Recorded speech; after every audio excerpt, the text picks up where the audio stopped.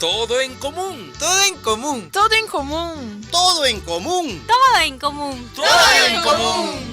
Un espacio de diálogo y compartir ciudadano.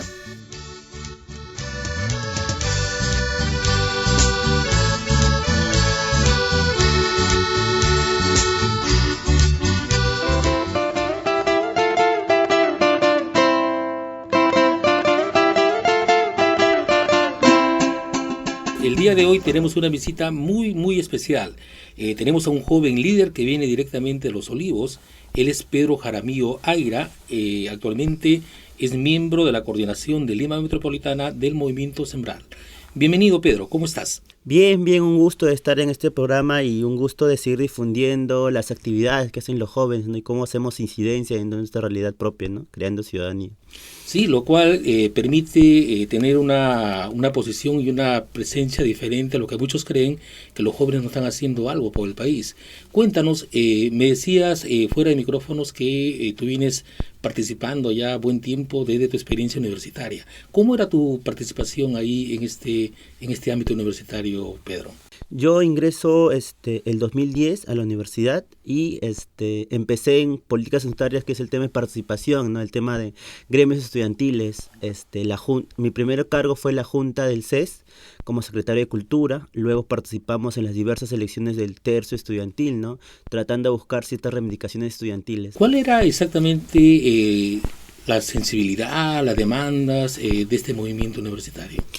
Mira, esa básicamente estamos viendo en la coyuntura en la cual Pedro Pablo Cutillo había logrado crear una especie de feudo dentro de la San Marcos, porque tenía ciertos operadores políticos, ¿no? Entonces, él hacía lo que quería en la universidad, ¿no? Y había una fuerte corrupción. Entonces nuestra lucha era por eso, por evitar esa corrupción y tratar de sacarlo del cargo a este rector, y también por agendas netamente estudiantiles, mejor calidad académica, mayor infraestructura, entre otras cosas, ¿no? Sí, generalmente se suele decir que los peruanos, las peruanas, como que no se inmutan ante la corrupción, ¿no? Pero sin embargo nos estás contando que sí, los jóvenes tienen una cierta capacidad de indignación ante estas circunstancias. ¿Qué exactamente movilizaba, más allá del tema de la corrupción, a los jóvenes universitarios?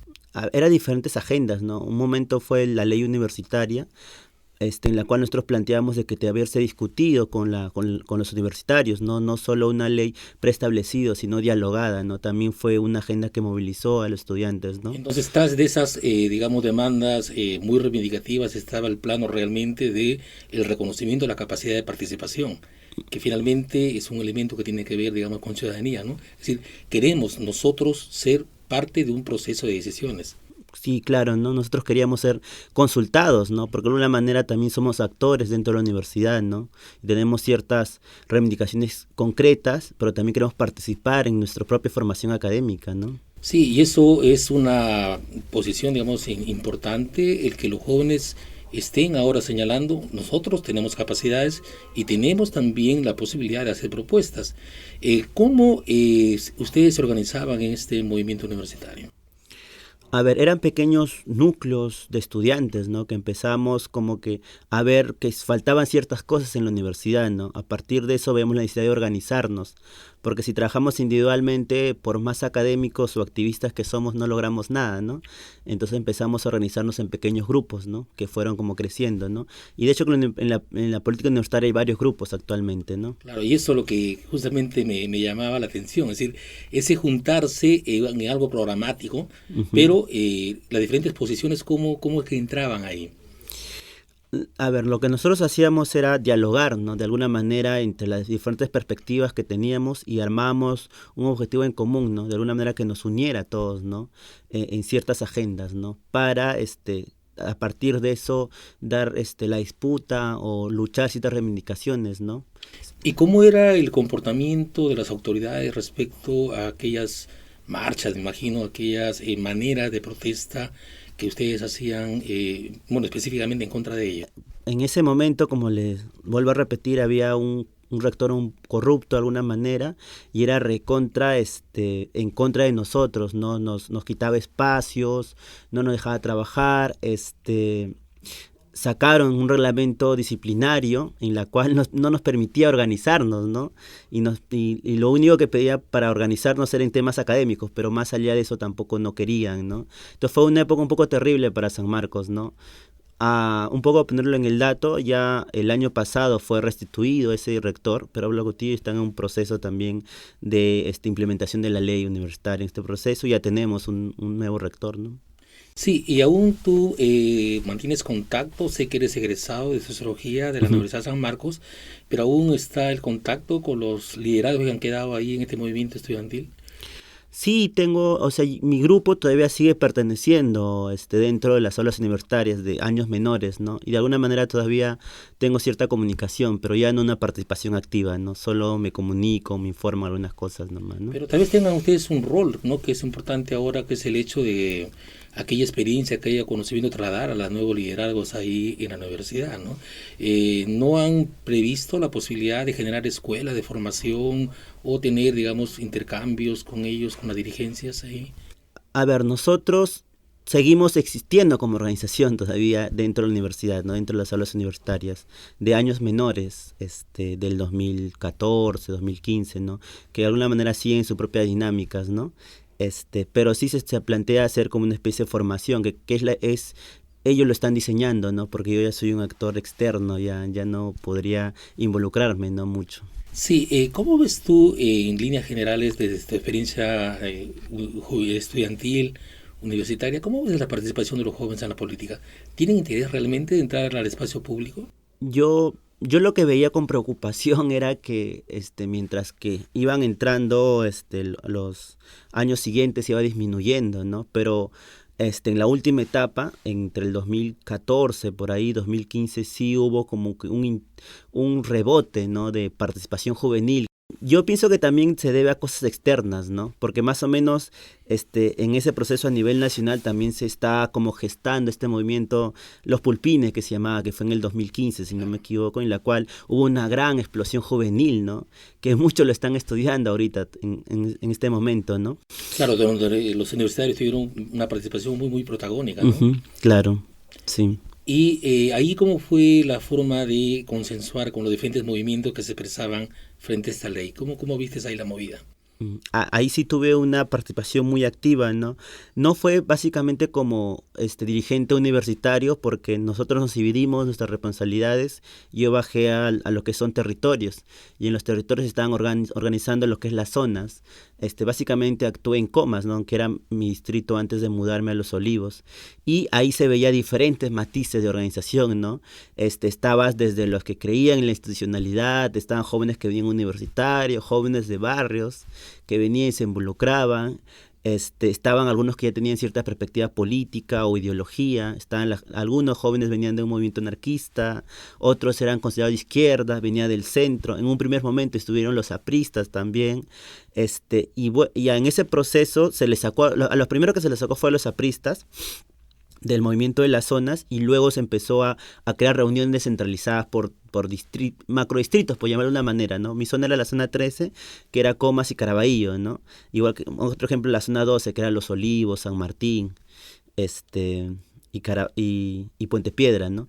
Ya, todo un proceso realmente, claro, al interno, un proceso de aprendizaje y de discernimiento, ¿no? Porque es así como tú seguramente decides formar parte de este movimiento Sembrar. ¿Cómo es tu proceso de llegar a este movimiento? Mi proceso yo empecé a activar fuera de las aulas universitarias a manera territorial, primero con mi agrupación APU, que fue un pequeño intento, pero se quedó en pequeños talleres nomás, también por nuestra inexperiencia y nuestra pequeña dinámica que nos jalaba más universitariamente. Luego, cuando salí en la época de la ley Pulpín, empecé a ver todas estas dinámicas, ¿no? De organización barrial, básicamente, ¿no? En la que encontrabas diferentes culturas políticas, ¿no?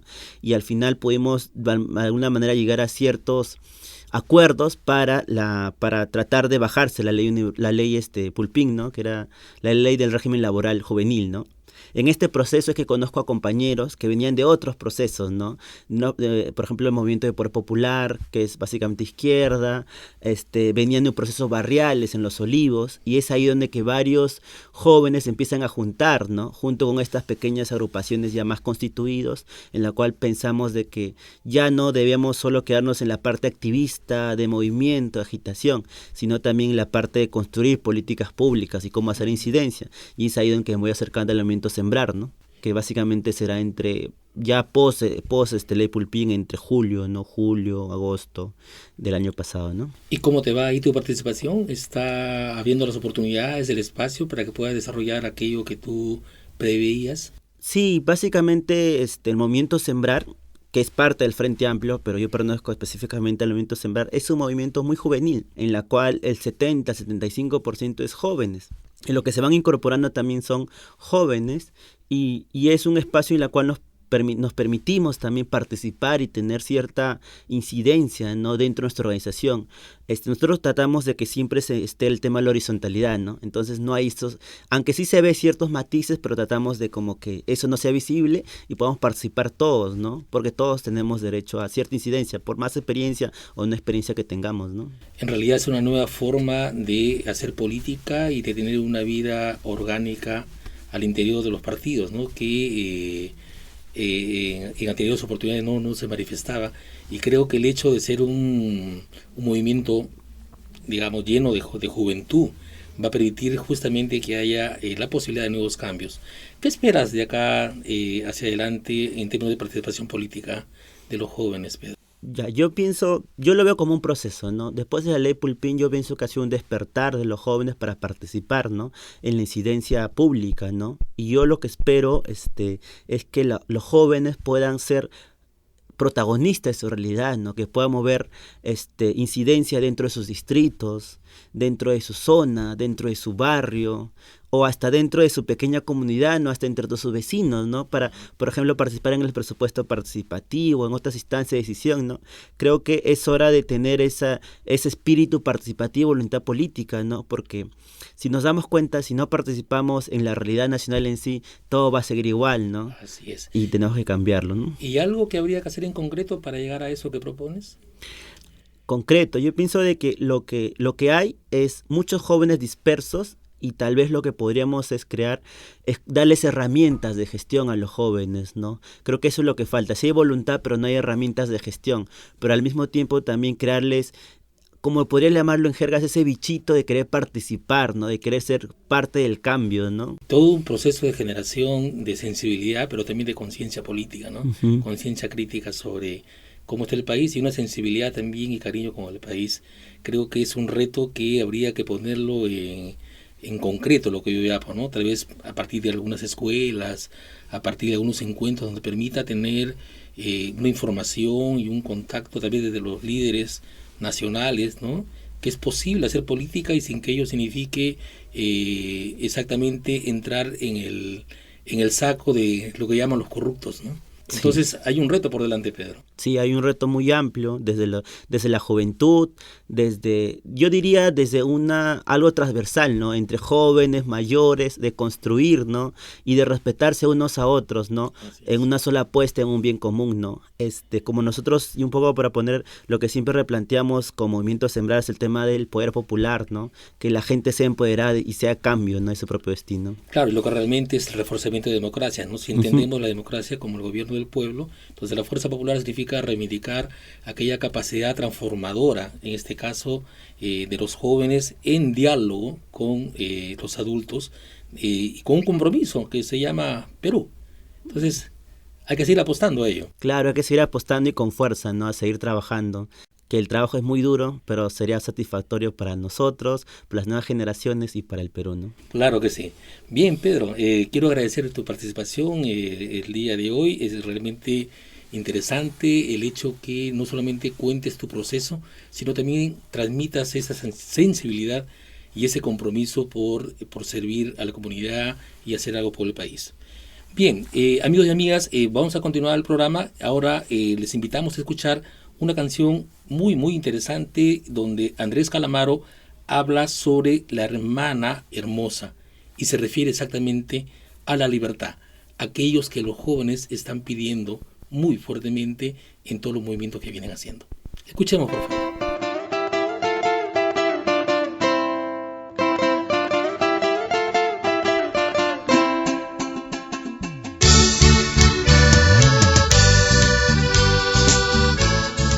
Todo en común. Todo en común. Todo en común. Todo en común. Todo en común. Todo en común. Todo en común. Un espacio de diálogo y compartir ciudadano.